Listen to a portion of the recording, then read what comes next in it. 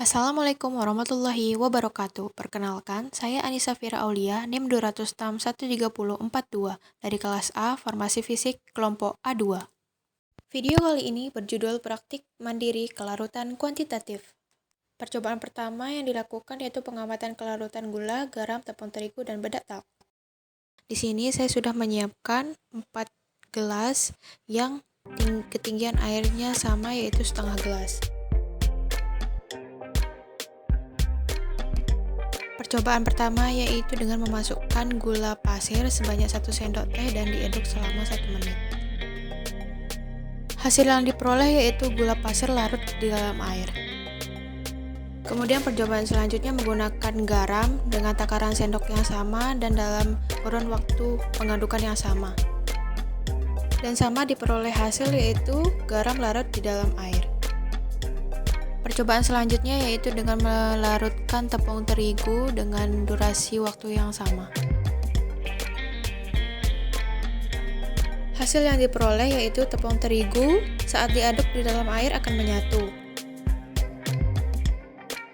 Namun saat didiamkan beberapa saat, larutan tepung terigu akan membentuk gumpalan. Dan yang terakhir di sini dengan mencampurkan bedak talk dengan durasi dan jumlah yang sama.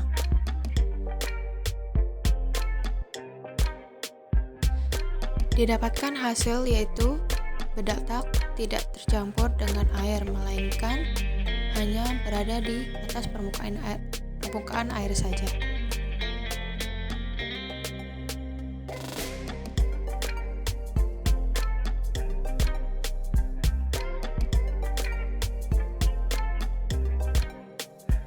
Larutan ini seperti memiliki lapisan pembanding antara air dan bedak.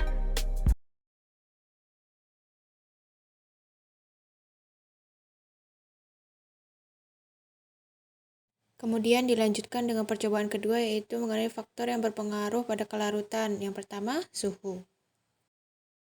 Di sini telah disiapkan 2 buah gelas yang berisi air biasa dan air panas. Percobaan pertama dilakukan dengan air panas dengan dimasukkan 1 sendok teh gula pasir. Penggunaan stopwatch di sini untuk mengetahui seberapa lama gula larut di dalam air panas.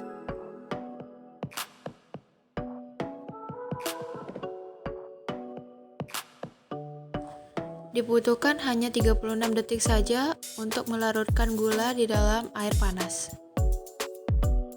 Dapat dilihat di sini semua gula terlarut secara sempurna di dalam air. Percobaan selanjutnya yaitu dengan menggunakan air biasa, dimasukkan gula sebanyak 1 sendok teh. Di sini gula masih saja belum bisa terlarut dengan sempurna.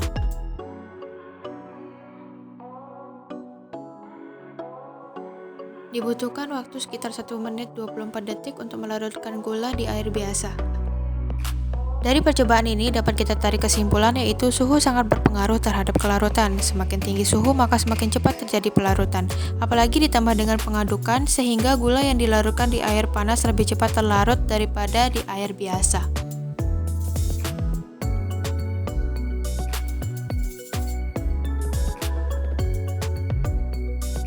Percobaan selanjutnya yaitu pengaruh pengadukan. Di sini telah disiapkan 2 buah gelas dengan volume air yang sama, ditambahkan 1 sendok teh gula pada masing-masing gelas.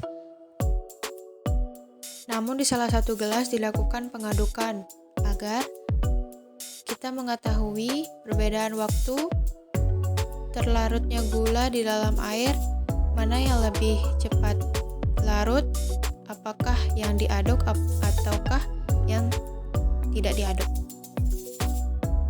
Namun kita melihat hasilnya yaitu gula yang diaduk membutuhkan waktu sekitar 1 menit untuk melarutkan gula di dalam air, sedangkan gula yang tidak diaduk membutuhkan waktu sangat lama untuk dapat larut.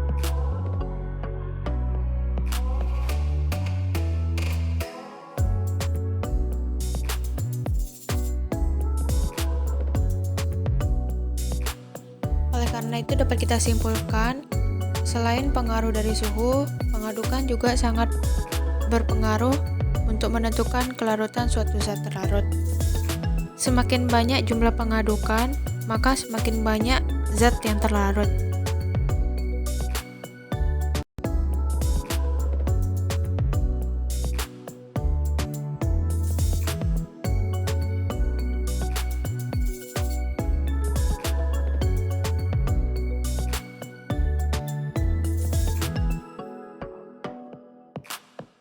Baik melakukan pengadukan ataupun tidak, zat tersebut akan selalu terlarut, namun hanya membutuhkan waktu yang lama dan juga tidak terlarut secara sempurna.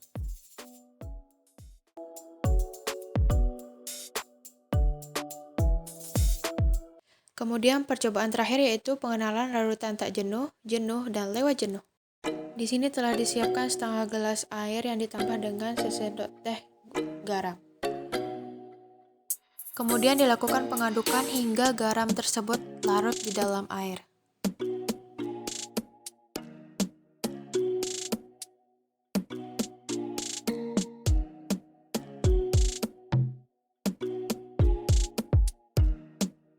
Larutan tersebut sudah termasuk dalam larutan jenuh, yaitu suatu larutan yang mengandung sejumlah solut yang larut dan mengadakan keseimbangan dengan solut padatnya.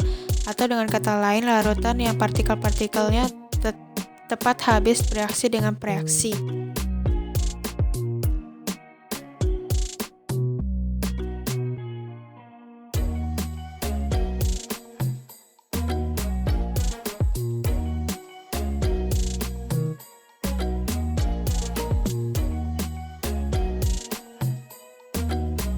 Setelah garam terlarut sempurna, kemudian tambahkan kembali 1 sendok teh garam.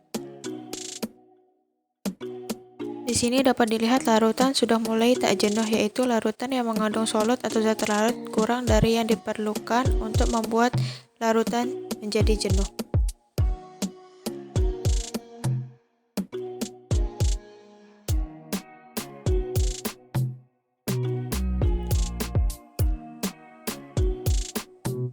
Dan di sini sampailah di mana larutan sudah sangat jenuh atau kelewatan jenuh, yang dimana suatu larutan yang mengandung lebih banyak solut daripada yang diperlukan untuk larutan untuk menjadi jenuh, atau dengan kata lain, larutan yang tidak dapat lagi melarutkan zat terlarut sehingga menjadi endapan.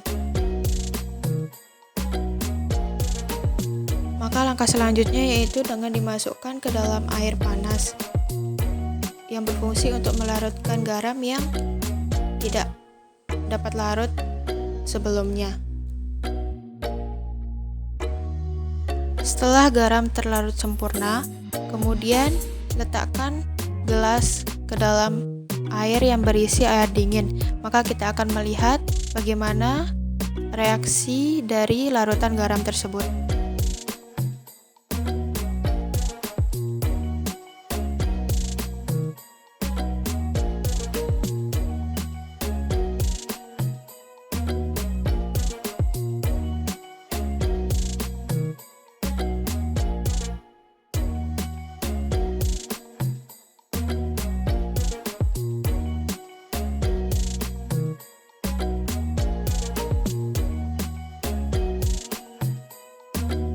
Dapat dilihat di sini bahwa larutan garam yang tadi sudah terlarut sempurna setelah dimasukkan ke dalam air dingin membuat garam menjadi mengkristal kembali. Hal ini dipengaruhi karena perubahan suhu yang secara tiba-tiba, sehingga membuat larutan garam berubah menjadi kristal kembali.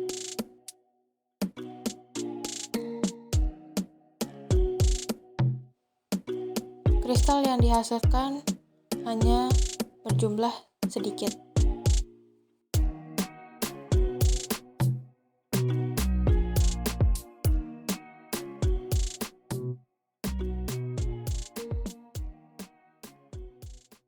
Sekian praktikum mandiri yang telah saya lakukan, kurang lebihnya saya mohon maaf. Wabillahi taufiq wal hidayah. Wassalamualaikum warahmatullahi wabarakatuh.